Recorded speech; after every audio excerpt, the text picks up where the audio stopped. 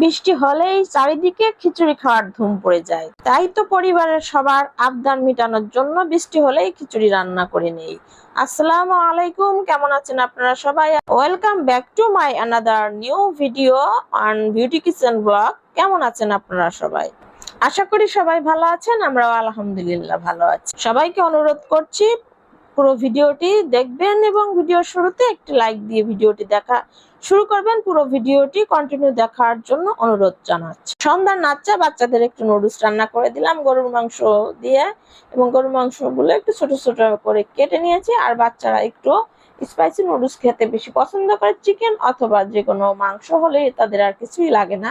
আর সাথে একটু সিমাই রান্না করে দিচ্ছি। এই সিমাইটা হচ্ছে আমার প্লাস আমার ছেলে আলবির পছন্দ। সবাই একটু একটু পছন্দ করে, কিন্তু আমার একটু বেশি পছন্দ আর কি।